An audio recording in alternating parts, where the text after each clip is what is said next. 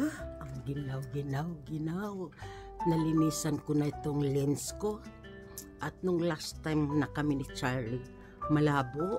So, siguro ngayon malinaw na yan. Andito ulit ako sa jacket ko or sweater. Sira na itong zipper. Pero, okay pa siya. Kaya ginagawa ko na lang guys. Ito mga clips ko sa buhok. Mag-clips nga tayo sa buhok natin. Yan na lang ang inilagay ko. Kasi warm na warm siya. Ayan, nilalagyan ko lang siya nito.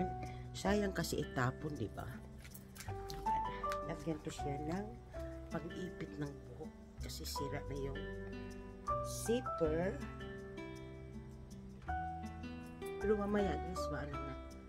Aaraw din ito. Mangunguha ako ng bayabas. Yan siya guys. Nilalagyan ko lang siya ng ipit ng buhok.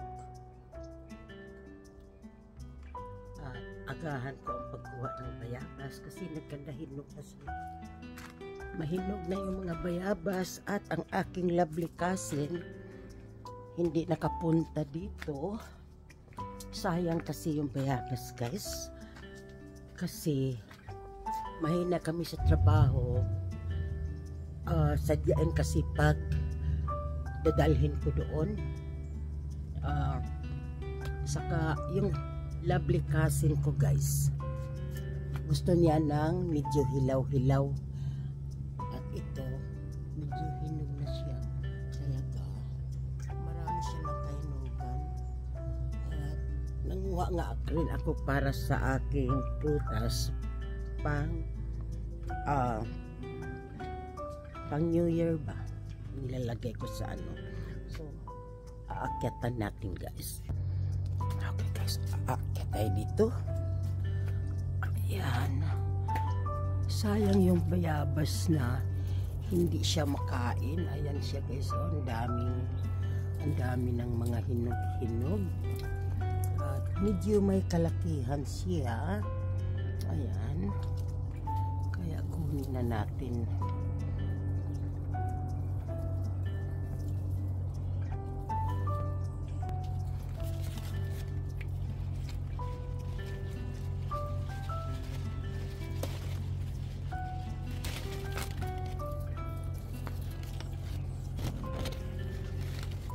Hindi lang ako masyadong nagkahilig ng bayabas at hindi ako natutunawan eh. Pero guys, so marami siya. Siguro maubos na ito siya sa buwan na ito dahil ayun, mabilis ang hinugan niya eh. Kaya araw-araw talaga hindi ako nauubusan ng hinog na bayabas.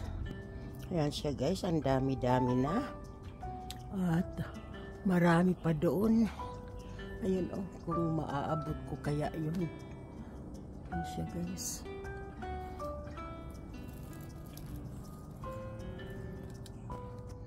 Kuha rin tayo ng kalamansi. At pupunta ako sa store ngayon. At bibili ako ng gunting. Guguntingin ko yung mga halaman ko sa labas.